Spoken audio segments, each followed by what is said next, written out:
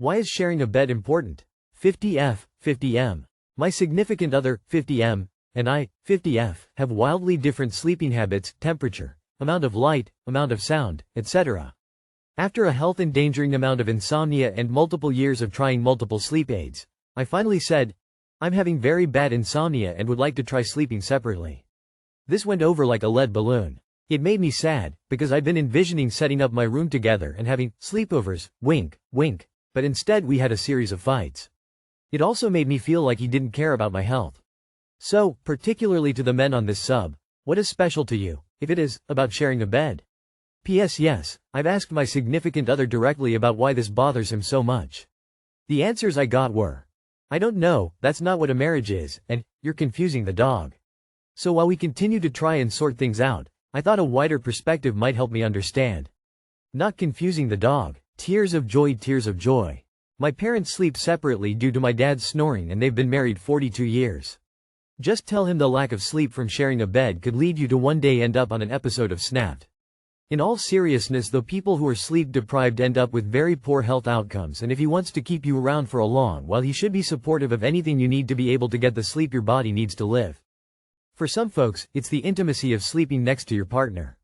Did it for over 20 years. Then, an oxygen concentrator was required. We now have our own rooms. Took a bit to get used to, but I get so much better sleep now. There's absolutely nothing wrong with sleeping separately. Me and my partner have our own separate beds. It's never had a negative impact on our relationship.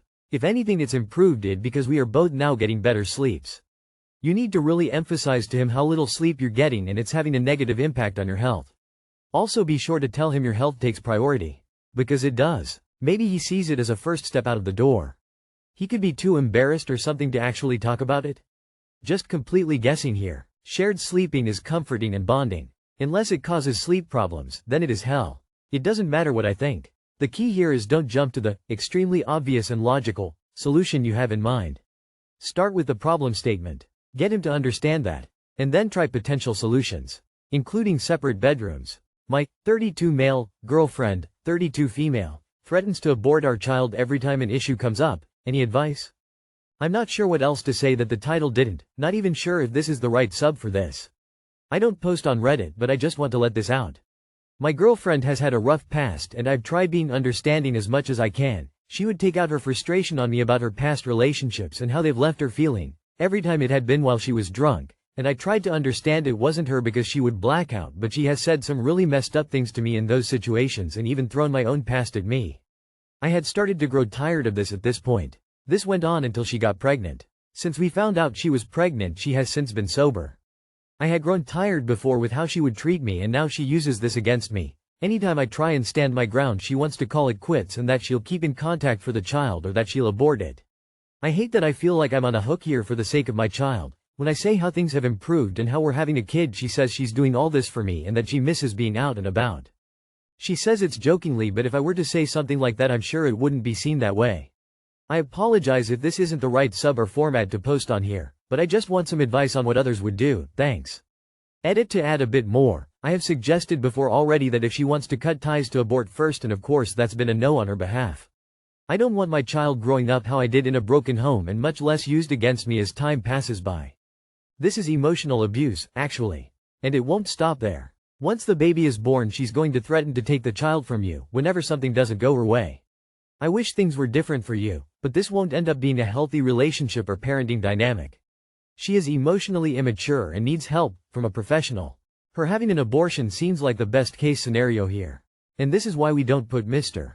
Winky in crazy, lose-lose situation. Either lose the baby or be stuck with this horrid person when it's born.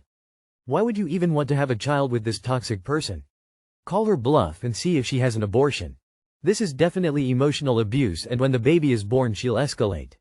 She won't abort because her pregnancy and later the child are and will be used to torment and abuse you. When your child is older, she'll be abusing you and the child. You should document everything and use it when you establish custody. I hope you realize that this relationship is abusive and break up.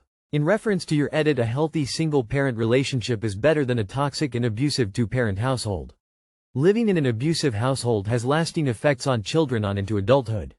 She is toxic, and this relationship won't end up well. She is already using your unborn child as a threat and as a weapon. I'm sorry you're going through this. Wait until your child is born and break up with her. This situation won't be great for your child to see as they're growing up. Listen to my F19. Call me M21. Unattractive to her friend. How'd I even feel? So my girlfriend has always called me handsome and said she wouldn't be speaking to me if I wasn't, but her and her friend were having a conversation on social media and her friend was venting about how a guy is playing her. My girlfriend said, "He's too ugly to even be worth your time." To which her friend responded, "IK, you're not talking." Then my girlfriend responded and said, "I never said mine was cute, and I caught feelings for him before I saw how he looks, so I couldn't just back out because he's ugly. But like, well, he's not ugly to me, he's a cutie, but IK, he's not the most attractive." I have access to her socials. This is my first real relationship, and seeing her say that really hurt my feelings. Now I'm overthinking that she might cheat on me with someone more attractive than me, and that just means the time she called me handsome were all lies. I don't know how to feel. Is this something you'd leave for? This hurts, man. Edit. We are in love with each other, hence why it hurts more. Cold sweat smile, smiling face with tear, real love. She didn't even try to defend you from her friend calling you ugly. That's crazy. You're 21. There's plenty of life to live and love to feel. You don't have to deal with it if you don't want to. It sounds like she's insecure. She did say you're attractive to her despite not being attractive to others. She's not secure enough to own her attraction to you. Non-conventionally attractive people can be very handsome, beautiful to the ones that love them. Oh dude, the level of disrespect. You might want to reevaluate, because this won't end well for you. That's harsh to hear and worthy of confrontation if not leaving her. But if there is a brighter side, it's that what she is saying is that you're not conventionally handsome, which would have led her to not date you. But the person she got to know really impressed her, and whether or not you are conventionally handsome doesn't really matter. But I get it. We all want our BFs, GFs to think we're hot AF. Perhaps a controversial opinion, but I don't take what she said to be that bad. Could it be disrespectful? Sure, but I think she's saying you're attractive to her, and that's what really counts, isn't it? Most people know that they themselves, and their partner, are not 10 out of 10 by conventional beauty standards. All that matters is that you're 10 out of 10 to her and she hypes you up. I think she made a dumb comment to her friend out of bravado, not expecting you to see it. If you love her and know she loves you, just talk to her about it and tell her it hurt you. I'm sure she'll apologize and then you can work together to move forwards from it. Do I warn my ex's new girlfriend about what he did to me? 21F, 30M, and 20F. For context, I am 21F, my ex is 30M, and I believe his new girlfriend is 20F. My ex and I broke up over a little year and a half ago.